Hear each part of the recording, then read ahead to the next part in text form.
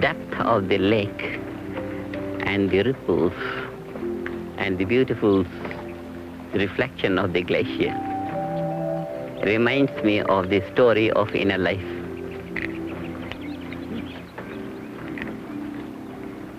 The mind is deep like a lake.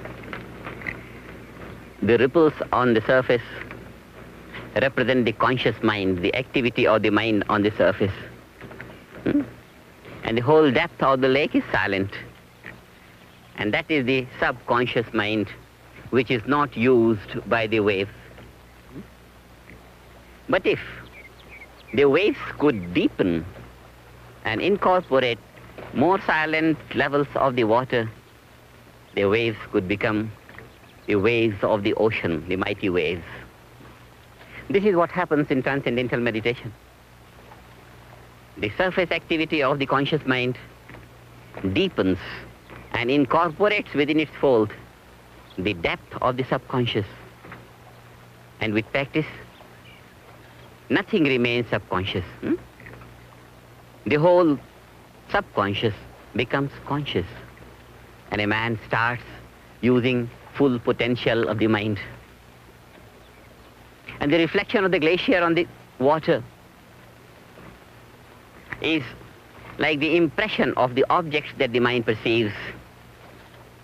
And as long as the mind is not capable of maintaining its essential nature, which is bliss consciousness, so long the mind gets imprinted by the perceptions of the objects, and this is called the bondage of the mind.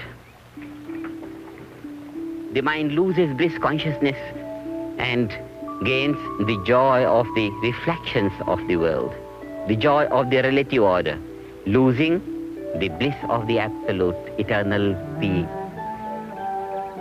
When the mind is not capable of maintaining its essential nature, the bliss consciousness, and is overshadowed by the reflections of the object of perception, then only the object remains and the subject as if becomes annihilated. This annihilation of the subjective nature within is a great loss. It's a loss of eternal bliss at the cost of temporary joys. Such a life where the value of the matter dominates is called material life, and the spirit gets annihilated. But when through the practice of transcendental meditation, the mind goes deep within to the source of thought, transcends the thought and gains bliss consciousness, and is capable of maintaining that even when it comes out into the worldly experience of objective nature, then it is called spiritual life, that the spirit is not capable of being overshadowed anymore by the objective experience. And this is spiritual life. This is life in eternal liberation. And without this, life is in bondage, a great loss, as if loss of £1 billion and gain of 1,000,000. Loss of eternal bliss consciousness and gain of a worldly fleeting joy.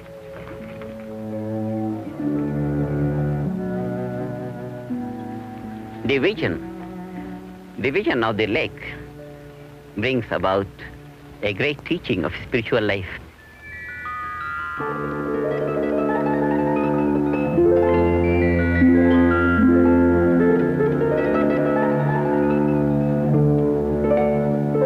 Life is bliss. It's pure existence. Just like the flower is the sap.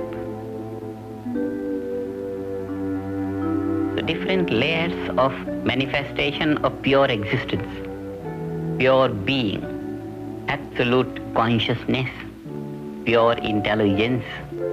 This is what life is. And as it expresses itself, it expresses in layers of existence, layers of energy, layers of intelligence, layers of bliss, happiness. This is life.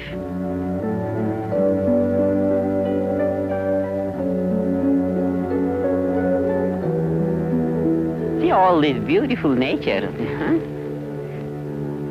people in their sad and miserable moods, in their stressed and strained life, even if they come out to this beautiful nature, they can't enjoy.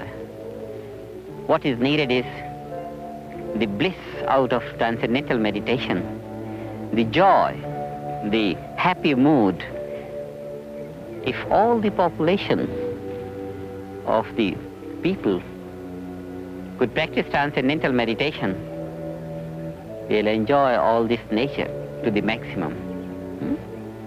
We are going to create a society free from suffering and stress and strain.